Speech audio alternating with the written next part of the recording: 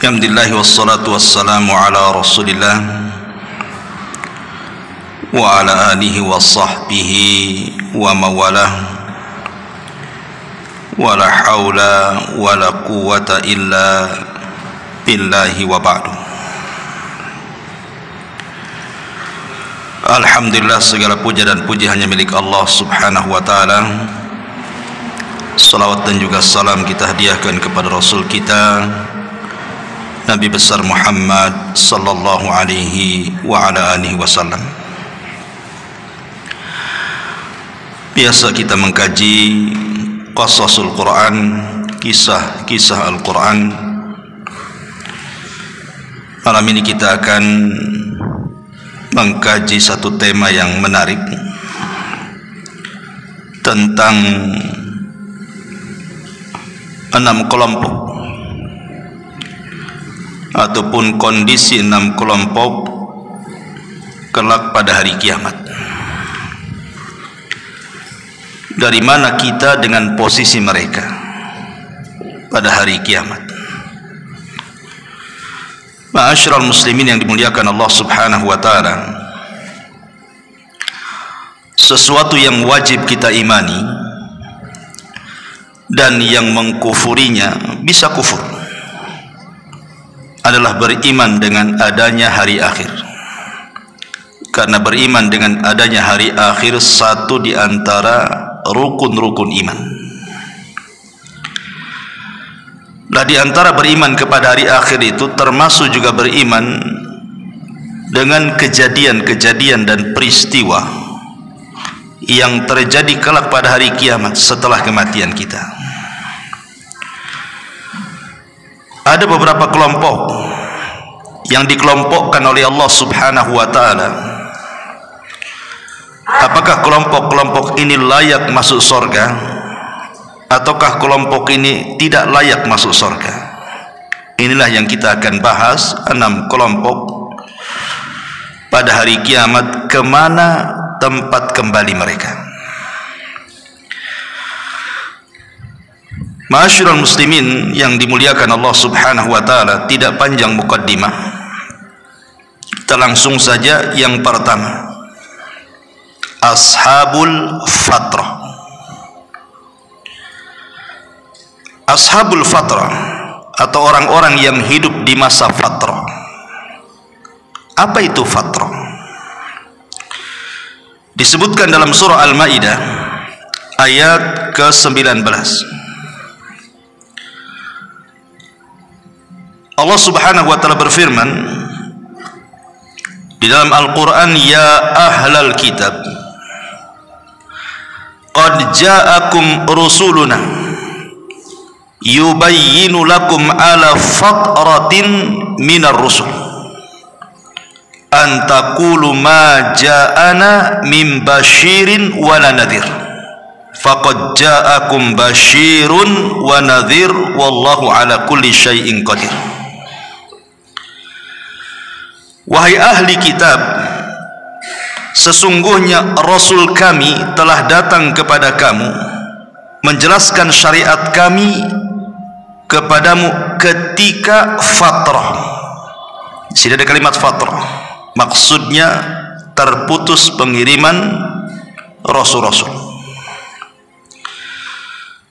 Agar kalian mengatakan tidak ada datang kepada kami seorang pembawa berita gembira ataupun pemberi peringatan. Sesungguhnya telah datang kepadamu pembawa berita dan pemberi peringatan, dan Allah atas segala sesuatu maha mampu. Secara bahasa, fatrah itu artinya terputus, tetapi secara istilah di sini artinya orang-orang yang hidup di zaman antara 2 rasul atau 2 nabi. Jadi ajaran rasul yang sudah lewat, sudah hilang, sementara rasul yang akan datang belum muncul. Lah, ashabul fatrah ini berada di tengah-tengah tuh, mengikuti ajaran yang lama sudah hilang, mau mengikuti ajaran yang baru belum ada nabinya. Berarti fatrah itu hidup di antara kekosongan para nabi dan rasul. Itulah yang disebut dengan ashabul fatrah. Sebagian para ulama mengkiaskan ashabul fatrah ini kepada orang-orang yang hidup di pedalaman, mungkin di tengah hutan, tidak ada ustadz datang ke situ, tidak ada pendakwah datang ke situ, mereka tidak kenal apa itu Quran. Mereka hidup ya dari kecil, kemudian sampai dewasa, sampai tua, sampai mati ya di hutan itu saja. Tidak kenal apa itu Islam, karena tidak ada yang menyampaikan Islam kepada mereka. Lah orang-orang yang hidup di pedalaman ini juga dikiaskan kepada ashabul fatrah, karena ashabul fatrah tadi orang yang hidup di dalam kekosongan di antara dua nabi atau dua rasul. Ma'asyiral muslimin yang dimuliakan Allah Azza wa Jalla, pertanyaannya, mereka kalau diwafatkan itu kemana kembalinya? Ke nerakakah ke surga? Ini yang kita akan bahas ashabul fatrah ini. Kita akan baca satu hadis. Hadis ini dikeluarkan oleh Imam Ahmad dalam musnadnya dan disahihkan oleh Syekh Nasiruddin Al-Albani rahimahullahu taala dari Al-Aswad ibni Sari. Kita baca.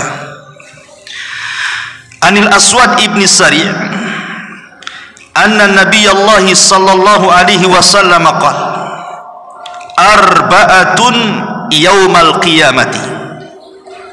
Dari Aswad ibn Sari bahwa Nabi sallallahu alaihi wasallam bersabda, pada hari kiamat ada 4 orang yang akan mengadu kepada Allah Azza wa Jalla. Yang pertama, rajulun asam la yasma'u syai'an. Pertama yang akan mengadu kepada Allah Subhanahu wa taala adalah orang yang tuli, enggak bisa dengar. Sama sekali tidak bisa dengar, dari lahir sudah tuli dia. Orang tuli yang tidak bisa dengar Quran, nggak bisa dengar ceramah, orang tuli. Kemudian juga yang kedua, warajulun ahmak,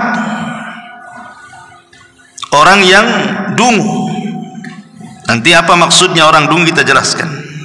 Ataupun dengan kata lain, orang yang pandir. Kemudian warajulun haramun. Kemudian yang ketiga, orang yang pikun. Kemudian yang keempat, warajulun mata ala fatratin, dan seseorang yang meninggal di masa fatrah. Nah, disinilah kalimatnya fatrah nih. Hidup di masa kekosongan para nabi dan rasul. Fa'ammal asam, adapun orang tuli, fayaqulu rabbi laqad ja'al islam wa ma asma'u syai'an. Adapun orang tuli akan mengatakan, ya Rabb, agama Islam memang sudah datang kepadaku, masalahnya aku tidak bisa mendengar. Aku tidak bisa mendengar Quran, aku tidak bisa mendengar hadis dibacakan, aku tidak bisa mendengar orang ceramah. Macam mana ini? Ya. Kemudian yang kedua, wa ammal ahmaq fayaqulu rabbi laqad ja'al islam was-sibyan yakhdimunani bil ba'ri. Adapun orang yang pandir, agak sedikit gila-gila, memang sudah datang Islam kepadaku, tapi anak-anak melempari aku dengan batu. Ya, orang gila. Ya. Kemudian yang ketiga, wa ammal haram, adapun orang pikun, fayaqulu rabbi laqad ja'al islam wa ma'aqilu syai'an. Adapun orang pikun akan mengatakan, ya Rabb, memang Islam datang kepadaku sementara aku dalam keadaan tidak berakal. Cemana ini? Aku tidak berakal, hilang ingatan. Kemudian yang terakhir, wa ammal ladzi mata fil fatrati, adapun orang-orang yang hidup di zaman kekosongan Rasul tadi, kekosongan Nabi tadi, Fayaqul, dia mengatakan, Rabbi ma atani laka rasulun fayakhudhu mawathiqahum liyuti'ahu fayursilu ilaihim anidkhulun nar. Qala fawalladhi nafsu Muhammadin biyadi law dakhaluha lakanat alaihim bardan wa salaman. Adapun yang terakhir, Ashabul Fatrah mengatakan, ya Rabb, tidak ada seorang rasul pun yang datang kepadaku. Tidak ada rasul. Aku akan mengambil ajaran yang mana? Rasul aja tidak ada. Maka Allah Subhanahu wa ta'ala mengambil perjanjian mereka bahwa mereka benar-benar akan mentaati perintah Allah Subhanahu wa ta'ala. Jadi 4 orang ini dikumpulkan di Arasat, di sebuah padang yang sangat luas. Pertama, rombongan orang-orang tuli. Yang kedua, rombongan orang-orang gila. Yang ketiga, rombongan orang-orang yang sudah pikun. Dan yang keempat, rombongan orang-orang yang hidup di masa fatrah. Maka Allah buat perjanjian kepada mereka. Baik, aku akan uji kalian. Siap enggak kalian mentaati ujianku, kata Allah. Maka semua manusia di situ, yang 4 kelompok tadi mengatakan, ya, kami siap. Apa yang terjadi? Maka dijelaskan di sini, fayursilu ilaihim, maka akan diutus kepada mereka neraka yang menyala-nyala, kemudian lehernya keluar. Neraka itu punya leher, lehernya keluar. Kemudian Allah Subhanahu wa ta'ala mengatakan, masuklah kalian ke dalam neraka itu. Kalau seandainya mereka masuk ke dalam neraka, hakikatnya mereka masuk ke dalam surga.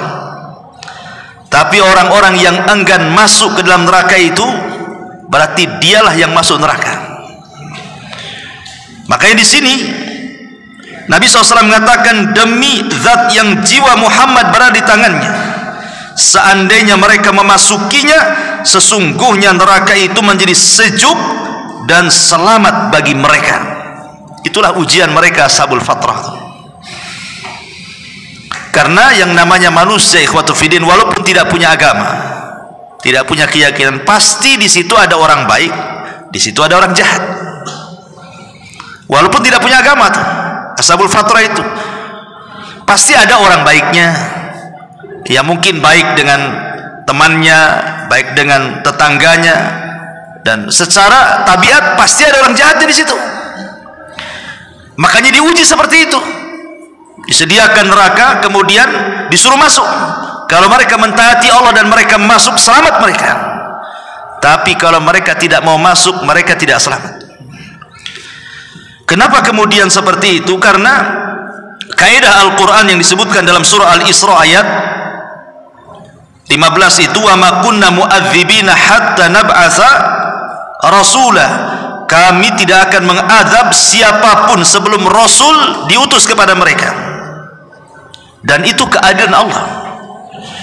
Allah itu maha adil, tidak mungkin mengadab sebuah kaum kalau Rasul tidak diutus di situ. Makanya setiap orang yang masuk ke dalam neraka akan ditanya oleh Allah Subhanahu wa ta'ala. Sebagaimana Allah Subhanahu wa ta'ala mengatakan, kullama ulqiya fiha faujun sa'alahum khazanatuhum. Setiap kali sekumpulan orang-orang kafir itu dilempar ke dalam neraka, maka malaikat-malaikat penjaga neraka akan mengatakan, alam ya'tikum nadhir, bukankah sudah datang kepada kalian pemberi peringatan? Qalu, mereka mengatakan, bala, ya sudah sampai. Qad ja'ana nadhirun, peringatan itu sudah sampai kepada kami. Fakadzabna, kami pun mendustakannya. Artinya bahwa kalau seandainya mereka mengatakan tidak ada nabi yang sampai kepada kami, berarti Allah Subhanahu wa ta'ala zalim menghadap mereka. Karena bagaimana mengadab sebuah kaum yang belum datang peringatan kepada mereka? Makanya Allah Subhanahu wa ta'ala akan bertanya kepada penuh neraka, bukankah sudah datang kepada kalian para rasul? Mereka mengatakan, ya sudah pantas kalian diadab. Karena Allah Subhanahu wa taala tidak mungkin zalim. Karena Allah Subhanahu wa taala zat yang maha adil. Ma'asyiral muslimin yang dimuliakan Allah Subhanahu wa taala. Ini yang pertama, ashabul fatrah. Yang kedua, ashabul a'raf. Dalam Quran itu ada surat namanya surah Al-A'raf. Apa Al-A'raf itu? Disebutkan di dalam surah Al-A'raf ayat 46 sampai 49. Kita baca ayatnya. Allah Subhanahu wa taala mengatakan wa bainahuma hijabun wa 'alal a'rafi rijalun ya'rifuna kullam bisimahum wa nadaw ashabal jannah an salamun 'alaikum lam yadkhuluha wa hum yadma'un wa idza surifat absaruhum tilqa'a ashabin nar qalu rabbana la taj'alna ma'al qaumidz zalimin wa nadaw ashabal a'raf wa nada ashabul a'raf rijalan ya'rifunahum bisimahum qalu ma aghna ankum jam'ukum wa ma kuntum tastakbirun haula'i alladhina aqsamtum la yanaluhumullahu birahmati udkhulul jannah la khaufun alaihim wala antum tahzanun. Perhatikan surah Al-A'raf ayat 46 sampai 49. Dan di antara keduanya, maksudnya keduanya di sini antara sorga dan neraka, ada tabir yang menghalangi orang-orang ini. Maksudnya orang-orang ini adalah orang-orang yang berada di atas A'raf, tempat tinggi. Dari sini kita tahu bahwa A'raf itu secara bahasa adalah tempat yang berada di ketinggian. Itu disebut A'raf. Tapi maksudnya A'raf di sini artinya orang yang berada di tengah-tengah antara sorga dan neraka. Itulah A'raf. Makanya Allah Subhanahu wa taala mengatakan, dan di antara keduanya penghuni sorga dan neraka ada tabir, dan di atas A'raf tempat yang tinggi itu ada orang-orang yang saling mengenal masing-masing dengan tanda-tandanya. Mereka menyeru penghuni sorga, salamun alaikum, kesejahteraan bagi kalian. Mereka belum dapat masuk, tetapi mereka ingin segera masuk. Dan apabila pandangan mereka dialihkan ke arah penghuni neraka, mereka berkata, ya Tuhan kami, janganlah engkau tempatkan kami bersama orang-orang zalim itu. Dan orang-orang yang di atas tempat tinggi ashabul a'raf itu menyeru orang-orang yang mereka kenal dengan tanda-tandanya sambil berkata, harta yang kalian kumpulkan dan apa yang kalian sombongkan ternyata tidak ada manfaatnya buat kamu. Itukah orang-orang yang kamu telah bersumpah bahwa mereka tidak akan mendapatkan rahmat Allah? Maka Allah berfirman, masukkanlah kamu ke dalam sorga, tidak ada rasa takut padamu dan kamu tidak pula bersedih hati. Dari ayat ini kita tahu bahwa ashabul a'raf itu maksudnya orang yang berada di tempat yang tinggi di tengah-tengah antara sorga dan neraka. Dia di tengah-tengah saja tuh. Pertanyaannya, orang yang hidup di tengah-tengah sorga dan neraka ini, kemana tempat kembalinya? Dan siapa A'raf ini? Kenapa diletakkan di tengah-tengah sorga dan neraka tuh? Baik, kita akan mengambil beberapa pendapat para ulama. Qala Hudzaifah, berkata Hudzaifah, dan juga Abdullah ibn Abbas radhiyallahu anhuma, hum qaumun istawat hasanatuhum wa sayyi'atuhum faqasurat bihim sayyi'atuhum 'anil jannah wa tazawajat bihim sayyi'atuhum 'anin nar fawuqifu hunaka hatta yaqdiyallahu fihim ma syaa thumma yudkhiluhumul jannah bi fadli rahmatihi.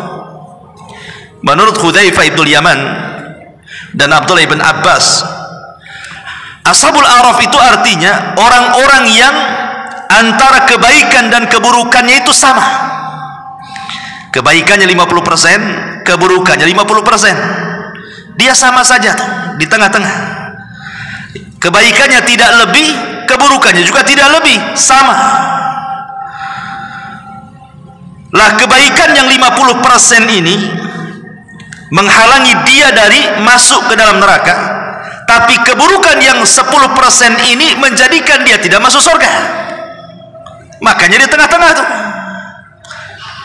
Tetapi setelah kemudian mereka dihisab, dan mereka dihisab paling terakhir. Setelah semua dihisab, mereka paling terakhir. Tetapi Allah subhanahu wa ta'ala memasukkan mereka ke dalam surga dengan rahmatnya. Dari sini kita tahu ashabul a'raf itu walaupun mereka dihisab paling terakhir, tapi ujung-ujungnya masuk surga dengan rahmat Allah subhanahu wa ta'ala. Karena masuk surga itu bukan karena keadilan Allah, tidak. Orang masuk surga itu karena rahmat. Kenapa karena rahmat? Kenapa bukan karena keadilan?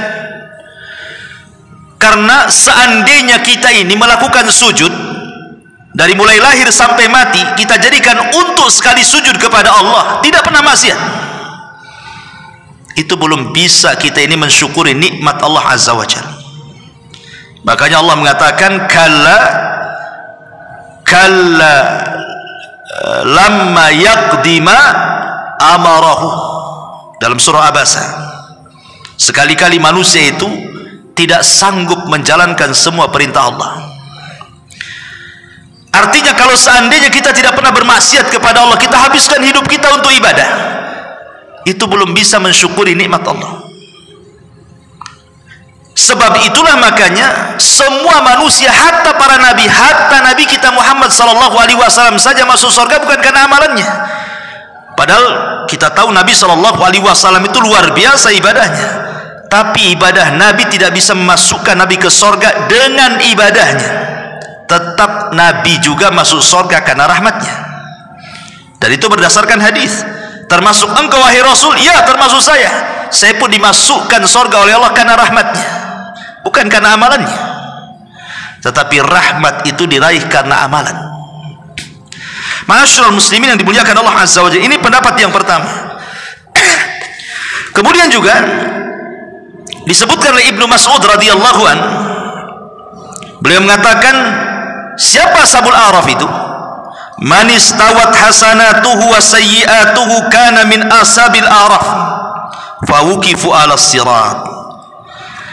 Orang-orang yang sepadan kebaikan dan keburukannya, itulah ashabul a'raf, dan mereka akan diberdirikan di atas titian siratal mustaqim. Karena titian itu kan tengah-tengah antara surga dan neraka tuh. Ya. Tengah-tengah antara surga dan neraka tuh. Bawahnya neraka, setelahnya surga. Nah, di tengah-tengah ada di situ. Summa arafu ahlal jannah wa ahlan nar. Kemudian ashabul a'raf ini memandang, terkadang sekali-kali memandang penduduk surga dan sekali-kali memandang penduduk neraka.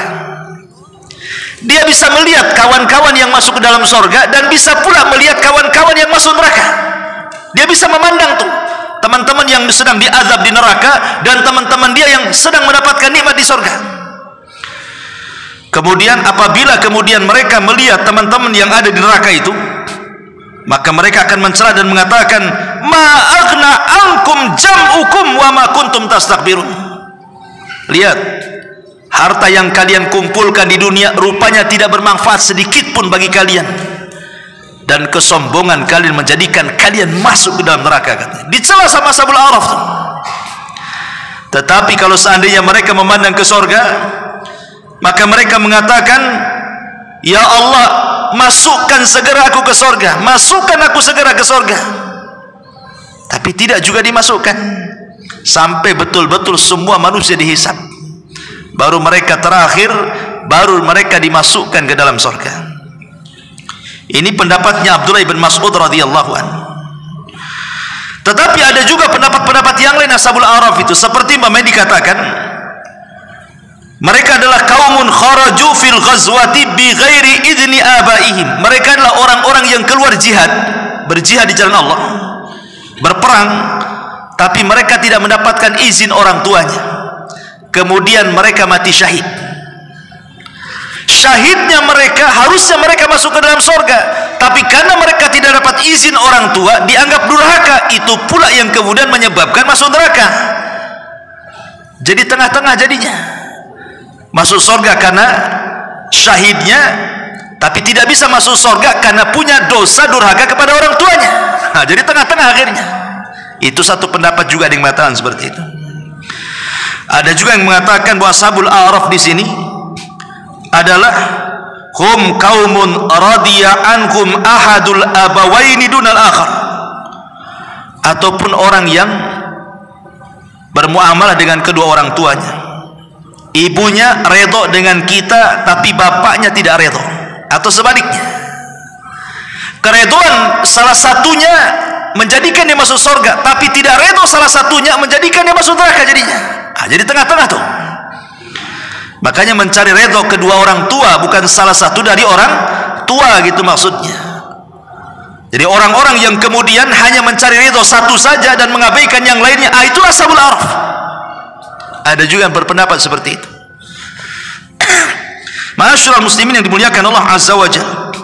Dan banyak lagi pendapat-pendapat yang lain, tetapi pendapat yang masyhur dari kalangan ulama mufassirin, ahli tafsir, adalah pendapat yang pertama tadi. Orang-orang yang seimbang antara kebaikan dan keburukannya, mereka lah ashabul a'raf, tapi ujung-ujungnya mereka pun masuk ke dalam surga. Ini kelompok yang kedua. Kelompok yang ketiga, mereka adalah orang-orang yang meninggal di waktu bayi. Mereka orang-orang yang meninggal di waktu bayi. Dan orang-orang yang meninggal di waktu bayi ini kan ada macam-macamnya kan. Ada anak dari orang-orang Islam, bayi-bayi orang Islam, tapi juga ada bayi-bayi orang kafir.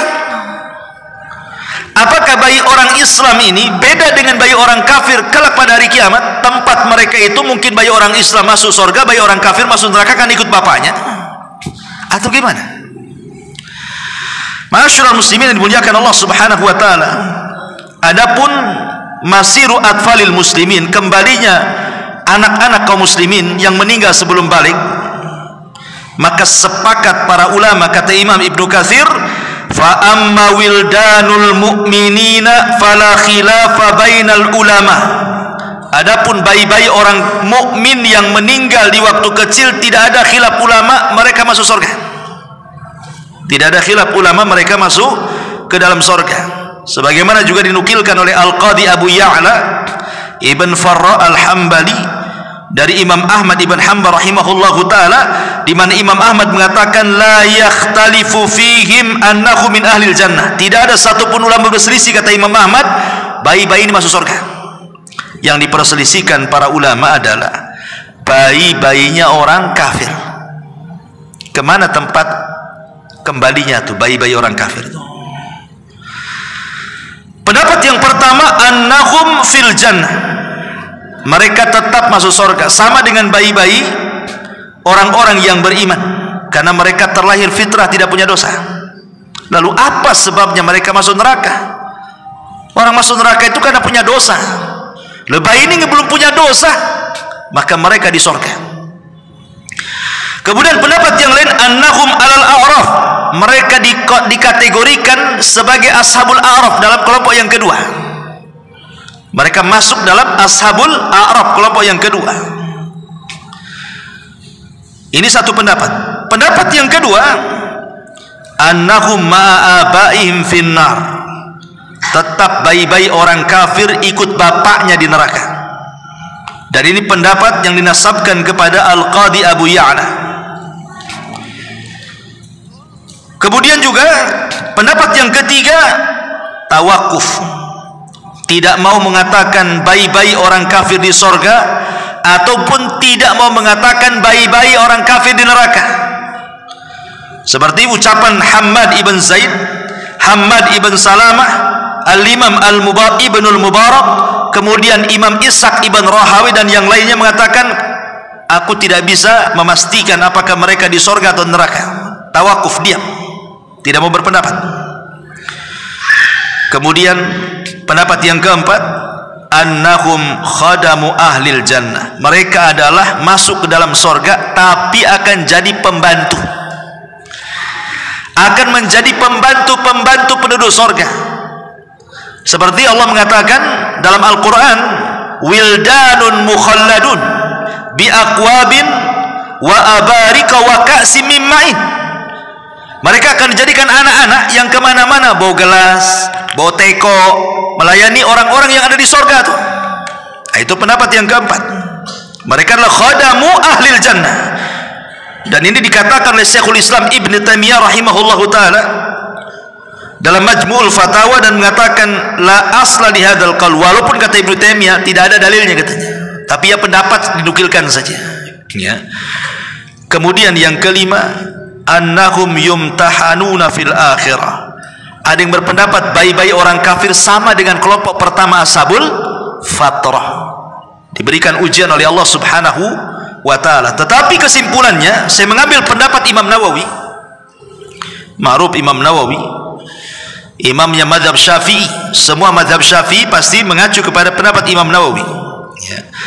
Qala an-Nawawi rahimahullahu ta'ala ba'da an haka aqwal al-ulama'i fihim was-salis was-sahih alladhi dhahaba ilaihi al-muhaqqiquna annahum min ahlil jannah. Pendapat Imam Nawawi setelah menjelaskan perselisihan yang banyak sekali yang saya sebutkan tadi, beliau mengatakan bayi-bayi orang kafir itu sama dengan bayi-bayi orang yang beriman. Mereka akan masuk ke dalam sorga, artinya kembalinya ke sorga. Ini kelompok yang ketiga. Kita masuk kelompok yang keempat, orang-orang kafir dan orang-orang musyrik. Mereka mati di atas kekafiran dan mati di atas kesyirikan. Maka Allah subhanahu wa ta'ala dengan tegas mengatakan dalam surah Al-Bayyinah ayat 6, innal ladzina kafaru min ahlil kitabi wal musyrikina fi nari jahannama khalidina fiha. Sesungguhnya orang-orang kafir dari kalangan ahli kitab, maksudnya Yahudi dan Nasrani, dan orang-orang musyrik, maka mereka akan dimasukkan ke dalam jahanam dan mereka dikekalkan di dalamnya selama-lamanya. Jadi kelompok yang keempat ini masuk neraka, tidak akan keluar. Siapa mereka? Orang yang mati di atas kekafiran dan orang yang mati di atas kemusyrikan.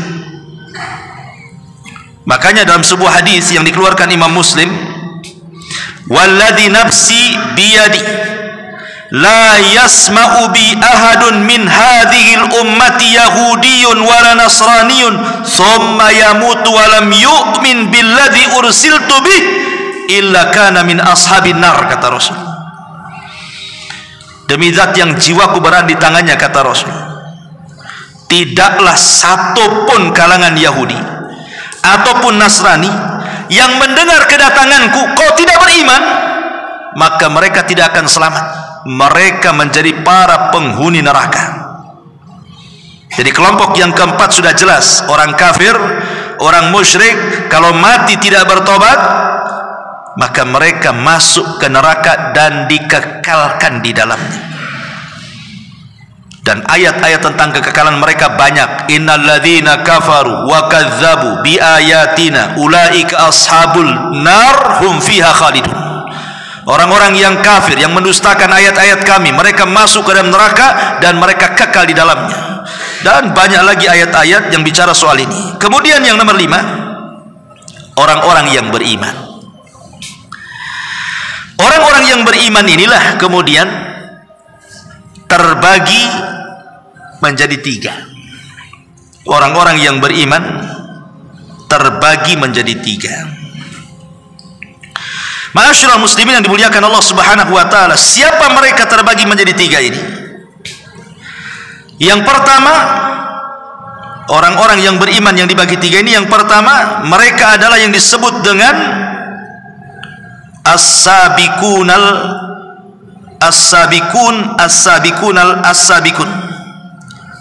Saya baca dulu ayatnya. Dalam surah Fatir 32, dalam surah Fatir 32 disebutkan 3 kelompok orang-orang yang beriman ini. Summa awrasnal kitabal ladina astafaina min ibadina faminhum zalimun li nafsi wa minhum muqtasid wa minhum sabiqun bil khairati biidznillah. Kemudian kami wariskan Alkitab, maksudnya Al-Quran, kepada hamba-hamba pilihan kami. Kemudian orang-orang yang beriman terhadap Quran ini terbagi menjadi 3. Faminhum zalimun li nafsi, di antara mereka ada yang mendolimi diri mereka. Ini yang pertama. Kemudian yang kedua, di antara mereka muqtasid, tengah-tengah. Kemudian yang ketiga, wa minhum sabiqun bil khairat, dan yang ketiga orang-orang yang berlomba-lomba dengan kebaikan dengan izin Allah Subhanahu wa taala. Baik, kita rinci satu-satu. Ma'asyiral muslimin yang dimuliakan Allah Subhanahu wa taala. Adapun yang pertama, disebutkan para ulama yang qasimun nas yaumal qiyamah ila salasati asnaf. Manusia pada hari kiamat, maksudnya dari orang-orang yang beriman, terbagi menjadi 3 kelompok. Kaumun an yaminil arsy, ada satu kaum yang diletakkan di kanan arsy, di kanannya arsy, sebelah kanan arsy. Wa humul ladzina kharaju min syikki adamil aiman, dan merekalah orang-orang yang ruhnya keluar dari sebelah bahu kanannya Adam. Wa yu'tauna kutubahum bi aimanihim, dan mereka yang mengambil catatannya ketika dihambur-hamburkan Allah dengan tangan kanannya. Dan umumnya mereka masuk ke dalam sorga. Itulah yang disebut dengan muqtasid, tengah-tengah. Disebut ashabul yamin. Ashabul yamin itu sama dengan muqtasid. Kemudian yang kedua, wa akharuna an yasalil arsy, wa akharuna an yasharil arsy. Adapun mereka adalah orang yang di sebelah kirinya arsy. Kemudian mereka ruhnya keluar dari sebelah bahu kiri Adam alaihi salam, dan mereka yang mengambil catatannya dengan tangan kirinya. Maka merekalah umumnya masuk neraka.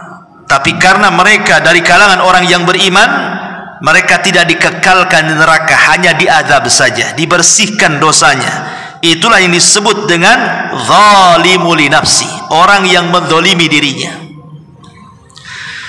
Adapun wa ta'ifatun yang ketiga, sabiquna al khairat, orang-orang yang berlomba-lomba mencari kebaikan, maka mereka di atasnya ashabul yamin. Merekalah para nabi, merekalah para rasul, merekalah para siddiqin, merekalah para syuhada, merekalah orang-orang saleh yang disebutkan oleh Allah Subhanahu wa taala, ulaika ma'alladzina an'amallahu minan nabiyyina was-siddiqina wasyuhada wassalihin. Mereka adalah 4 kelompok. Mereka para nabi, mereka para siddiqin, mereka para syuhada, mereka para salihin. Ini sudah langsung sorga. Jadi kalau kita simpulkan orang-orang yang beriman ini, pertama orang-orang yang tinggi derajatnya, mereka as-sabiqunal awwalun, mereka as-sabiqunan bil khairat, para nabi, para siddiqin, orang-orang saleh, para syuhada. Ini kelompok yang paling tinggi, direct masuk sorga, nggak ada cerita. Kemudian yang kedua, ashabul yamin. Ashabul yamin ini mereka masuk ke dalam sorga. Boleh jadi mungkin setelah dihisab, hisabnya mudah, atau di antara mereka masuk surga tanpa hisab dan azab, atau mereka masuk surga dapat syafaat dan belum pernah mencicipi neraka. Walaupun mereka sebenarnya harus masuk neraka dengan dosanya, tapi karena dapat syafaat, mereka tidak masuk neraka. Mereka masuk ke dalam surga. Adapun yang ketiga ini, mereka harus masuk neraka dulu, dibersihkan dulu dosanya, baru setelah itu dikeluarkan dari neraka dan dimasukkan ke dalam sorga. inilah tingkatan orang-orang yang beriman di akhirat. Ya, tingkatan orang-orang yang beriman di akhirat. Adapun kenapa dijadikan tingkatan seperti ini? Sebagian ahli tafsir mengatakan kenapa demikian? Karena adapun as-sabiquna bil khairat, kenapa sabiquna bil khairat itu paling tinggi tingkatannya?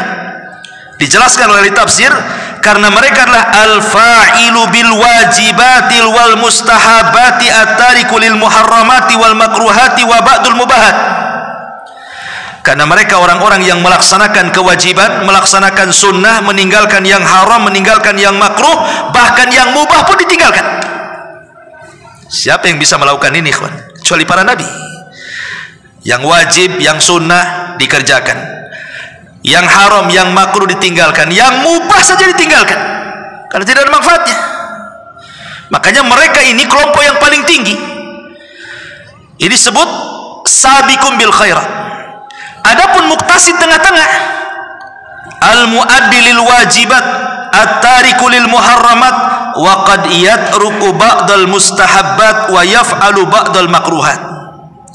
Mereka adalah orang-orang yang melaksanakan kewajiban, meninggalkan yang diharamkan, dan terkadang mereka meninggalkan yang sunnah, dan terkadang mereka melakukan yang makruh. Berarti kan ada kurangnya di sini. Ya, mereka melaksanakan yang wajib, mereka meninggalkan yang haram, tapi terkadang mereka tidak melakukan sunnah, terkadang mereka melakukan yang makruh, walaupun tidak ke yang haram. Makanya di tengah-tengah dia. Adapun zalimul li nafsi yang terakhir, al-mufritu fi fi'li ba'dil wajibat, yang meremehkan sebagian kewajiban-kewajiban yang diwajibkan kepadanya, al-murtaqibu li ba'dil muharramat, bahkan mungkin juga melaksanakan sebagian yang diharamkan. Mungkin jatuh ke zina, mungkin jatuh ke khamar, mungkin jatuh ke judi, mungkin jatuh ke ghibah, dan begitu seterusnya. Tapi dia terkadang meninggalkan yang lain tapi mengerjakan yang lain. Begitu juga kewajiban, dia meremeh-remehkan kewajiban, makanya dia diletakkan yang paling bawah. Inilah kelompok yang kelima. Adapun yang terakhir, yang keenam, adalah bicara tentang kemana tempat kembali hewan, binatang-binatang. Kemana tempat kembali mereka, binatang-binatang itu? Setelah mereka mati semua, kemana binatang-binatang itu tempat kembalinya? Ma'asyiral muslimin yang dimuliakan Allah Subhanahu wa taala, karena Allah mengatakan wa idzal wuhushu husyirat, karena pada hari kiamat semua binatang akan dikumpulkan. Di sini Allah Subhanahu wa taala menyebutkan binatang yang paling buas dulu. Wa idzal wuhush, wuhush itu binatang buas, artinya Allah hanya menyebutkan sebagian untuk secara keseluruhan. Jadi semua akan dikumpulkan, dari yang buas sampai ke yang jinak. Semua dikumpul. Tidak ada satupun binatang yang hidup di bumi kecuali akan berkumpul di padang mahsyar. Untuk apa? Karena kenapa kemudian mereka kok dibangkitkan juga? Ini disebutkan dalam Al-Quran surah Al-An'am, wa amma wa ma min dabatin fil ardi wala ta'irin yatiru bijanahaihi illa umamun amsalukum ma farratna fil kitabi min syai'in thumma ila rabbihim yuhsyarun. Dan tidaklah binatang yang melata di bumi, tidak pula burung yang terbang dengan kedua sayapnya, kecuali mereka juga umat sama seperti kalian. Dan kami tidak pernah meninggalkan sedikit pun kecuali sudah jelas dalam Quran. Kemudian mereka pada hari kiamat akan kembali kepada Rabb mereka. Untuk lebih jelas lagi, kita baca hadis Abu Hurairah radhiyallahu anhu yang dikeluarkan oleh atau yang disahihkan oleh Syekh Albani rahimahullah ta'ala dalam kitabnya Silsilatus Sahihah. Dari hadis Abi Hurairah radhiyallahu anhu, Nabi SAW mengatakan, la tu'addunnal huquq ila ahliha yaumal qiyamah hatta yuqada lisyatil jalha minasyatil qarna. Sungguh kalian akan mengembalikan hak-hak yang kalian rampas di dunia kelak pada hari kiamat. Artinya akan ada kisos pada hari kiamat. Dan inilah keadaan Allah. Sebab kalau tidak ada kisos pada hari kiamat, tidak ada hisab pada hari kiamat, Enak kali orang zalim itu. Mereka mendolimi orang, tapi mereka tidak diapa-apain di dunia, tidak dapat apa-apa, di akhirat tidak dapat apa-apa. Enak sekali mereka. Makanya orang-orang zalim itu, seandainya di dunia Allah Subhanahu wa taala tidak balas, bukan berarti mereka selamat, tidak. Di akhirat ada hak yang mereka akan dituntut oleh orang-orang yang pernah dizaliminya. Kemudian Rasul mengatakan sampai kepada binatang. Binatang juga ada hisabnya, ada kisosnya. Sampai-sampai kata Rasulullah, hatta yuqada lisyatil jalha minasyatil qarna. Sampai-sampai kambing yang tidak bertanduk, yang ditanduk-tanduk oleh kambing yang bertanduk di dunia, maka mereka akan balik menanduk di akhirat. Jadi kalau seandainya ada kambing yang bertanduk, nanduk kawan yang tidak bertanduk, mungkin yang jantan, yang betina tidak bertanduk, ditanduk pula kawannya. Nanti pada hari kiamat tanduknya akan diambil, kemudian diletakkan kepada kambing yang tidak bertanduk. Kemudian Allah katakan, tanduk dia sebagaimana dia menanduk kamu di dunia. Berapa banyak dia menanduk, kau tanduk sebanyak itu. Begitu maksudnya. Ini permisalan saja kambing, artinya semua binatang semua akan dikisos. Karena kita tahu bahwa binatang ini mereka biasa di alam liar itu, mereka hidup di rimba, ikhwan. Kadang-kadang harimau ya memakan kancil dan begitu seterusnya kan. Buaya makan apa dan begitu seterusnya. Nanti di hari kiamat yang pernah memakan binatang yang dia akan dimakan dengan binatang yang pernah dimakannya. Itu sebagai kisosnya. Tetapi kalau semua, dan itu dalam bentuk keadilan ya, kalau semua sudah dikisos, binatang itu sudah mendapatkan keadilan, lalu kemana tempat kembali mereka, pertanyaannya? Apakah mereka masuk surga? Dikumpulkan bersama manusia? Tidak. Setelah terjadi hisab, Allah Subhanahu wa taala katakan dalam sebuah hadis, kunu turaba, jadilah kalian tanah. Maka setelah terjadi kisos dan hisab bagi binatang, semua binatang jadi tanah. Artinya tidak ada yang masuk surga, tidak ada yang masuk neraka. Lah kisos-kisos binatang itu disaksikan manusia. Disaksikan manusia. Lah orang-orang kafir ketika melihat binatang-binatang itu, mereka jadi tanah setelah kisos dan hisab itu. Apa kata orang kafir disebutkan dalam surah An-Naba? Ya laitani kuntu turaba. Duhai kiranya ya Rabb, aku jadi tanah seperti binatang-binatang itu. Mungkin? Mustahil. Orang kafir harus dihisab.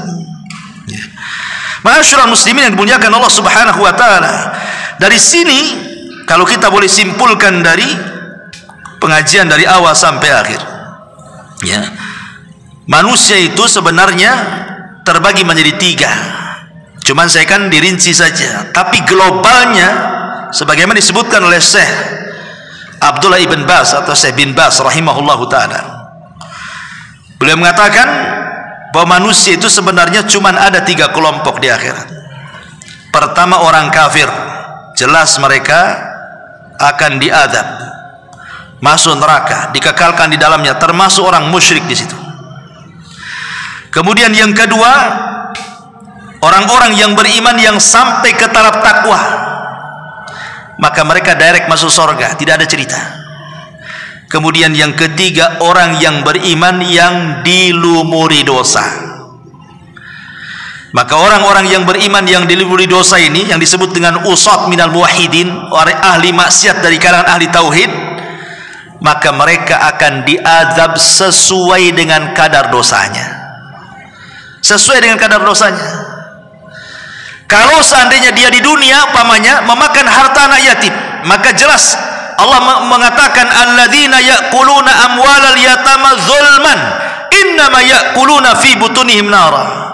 Orang-orang yang memakan harta anak yatim di dunia, maka di akhirat dia akan makan api neraka di perutnya. Berarti jelas hukumannya. Atau seandainya mereka adalah orang-orang yang memakan riba, maka Allah mengatakan alladzina ya'kuluna riba la yaqumuna illa kama yaqumu illa kama yatakhabbatuhu syaitanu minal mas. Illa kama yakumul ladzina yatakhabbatuhu syaitanu minal mas. Orang-orang yang makan riba di dunia nanti pada hari kiamat seperti orang kesurupan, jungkir balik sana sini sana sini. seperti orang kesurupan setan. Karena di dunia kalau orang sudah dikuasai riba, dia nggak kenal apa-apa, karena sudah terlampau nikmat dengan ribanya, seperti orang kesurupan. Itu juga dibangkitkan seperti itu. Atau orang yang sombong, maka akan dikecilkan badannya. Atau para peminta-minta, maka akan dihilangkan daging di mukanya, dan begitu seterusnya. Jadi para usad minal muwahhidin, kalangan ahli tauhid yang bermaksiat, maka mereka diazab sesuai dengan dosanya. Apabila sudah bersih dosanya, maka ahli sunnah wal jamaah tidak seperti khawarij dan tidak seperti mu'tazilah. Ahli sunnah wal jamaah mengatakan para pelaku dosa besar, mereka tidak kafir di dunia dan mereka tidak kekal di akhirat. Tetapi orang khawarij mengatakan para pelaku dosa besar di dunia kafir, di akhirat masuk neraka dan tidak akan pernah keluar. Beda pula dengan mu'tazilah, di dunia tidak mukmin, tidak kafir, tapi di akhirat sama dengan orang-orang khawarij, dikekalkan di dalamnya. Maka kita menyelisih mereka. Kita katakan para pelaku dosa besar di dunia mereka tetap mukmin tapi kurang imannya karena mereka bermaksiat. Tapi di akhirat mereka tahta masyiatillah, di bawah kehendak Allah. Itulah yang Allah katakan dalam Al-Quran, innallaha la yaghfiru an yushraka bihi wa yaghfiru ma duna dzalika liman yasha. Allah tidak akan mengampuni dosa yang menyekutukannya, tapi Allah hanya mengampuni dosa selain kesyirikan sesuai dengan kehendaknya. Kalimat sesuai dengan kehendaknya ini berarti dosa selain syirik, dari dosa-dosa besar, di bawah kehendak Allah. Kalau Allah mau direct masuk surga, kalau Allah mau diazab dulu baru dimasukkan ke dalam surga. Adapun dalil-dalil orang-orang khawarij yang mereka mengatakan, bagaimana dengan firman Allah Subhanahu wa taala, "Wa man yaqtul mu'minan muta'ammidan fajazaohu jahannam khalidan fiha." Siapa yang membunuh seorang mukmin secara sengaja, maka mereka akan dimasukkan ke dalam jahanam dan dikekalkan di dalamnya. Ini lihat, orang yang membunuh dikekalkan di dalamnya katanya. Maka ahli sunnah memahami kalimat kekal ini ada dua makna. Ada khalidan mukhalladan finnar. Maksudnya ada kalimat kekal dalam Quran itu maksudnya bisa dipahami kekal dan tidak akan keluar. Atau yang dimaksud kekal di sini saking lamanya. Maka mereka disebut kekal bukan berarti tidak akan keluar. Seperti orang yang bunuh diri, jelas hadisnya mereka dimasukkan ke neraka kekal di dalamnya. Maksudnya bukan orang yang bunuh diri seperti orang kafir musyrik masuk neraka nggak pernah keluar, bukan. Maksudnya mereka akan lama di neraka gitu maksudnya. Tapi ujung-ujungnya pun kalau masih ada keimanan sebidzarah, maka mereka akan dikeluarkan sebagaimana hadis yang ma'ruf, orang yang terakhir dari neraka, orang yang terakhir keluar dari neraka dan yang terakhir pula masuk surga. Ma'ruf hadisnya. Wallahu a'lam bishawab. Ini diantara 6 kelompok. Pertanyaannya, dari mana dari 6 kelompok ini posisi kita? Itu kembali kepada kita semuanya. Dan kita hanya berharap kepada Allah Subhanahu wa taala semoga kita tidak masuk dalam kelompok-kelompok yang jelas masuk neraka, atau mungkin dicuci dulu di neraka. Jadilah kelompok-kelompok yang kalau masuk itu tanpa hisab.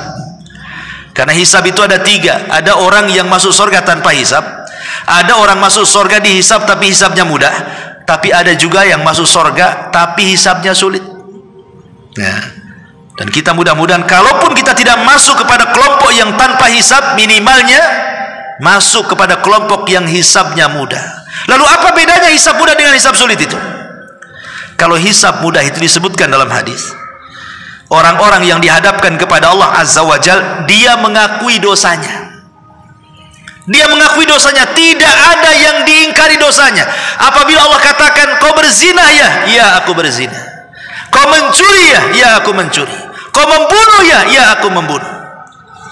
Kau tidak sholat ya, ya aku tidak sholat. Pokoknya setiap ditanya dosanya, dia tidak mengelak. Itulah hisabnya mudah. Tapi yang hisabnya sulit itulah yang suka ngelak-ngelak. Kau berzina ya? Tak berzina. Kau tidak sholat? Sholat. Kamu maling? Kapan aku maling? Kau korupsi? Tidak.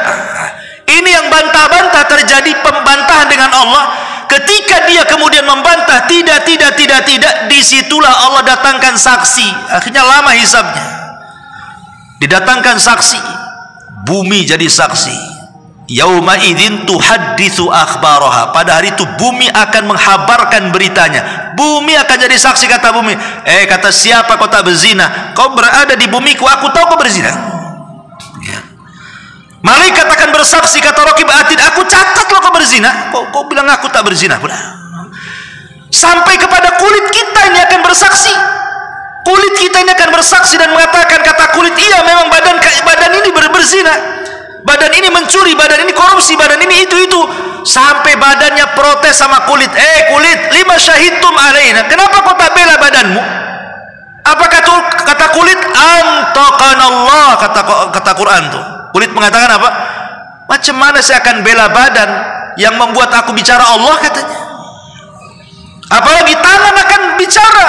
Memang mulut terkunci, tapi Allah katakan yauma nakhtimu ala afwahihim wa tukallimuna aydihim wa tashhadu arjuluhum. Mulut memang terkunci, tangan pula bicara. Saksi banyak di mana-mana. Ini hisab sulit nih. Suka bantah-bantah nih. Ya. Dan kalau sudah sulitnya alamat dia masuk neraka. Ya. Ma'asyiral muslimin yang dimuliakan Allah Subhanahu wa taala, inilah di antara perkara-perkara yang penting kita imani tentang beriman kepada hari akhir. Wallahu a'lam bishawab. Mudah-mudahan ada manfaatnya. Kita tutup dengan doa kafaratul majlis. Subhanaka bihamdika asyhadu an la ilaha illa anta astaghfiruka wa atubu ilaik. Allahu ta'ala alam. Assalamualaikum warahmatullahi wabarakatuh.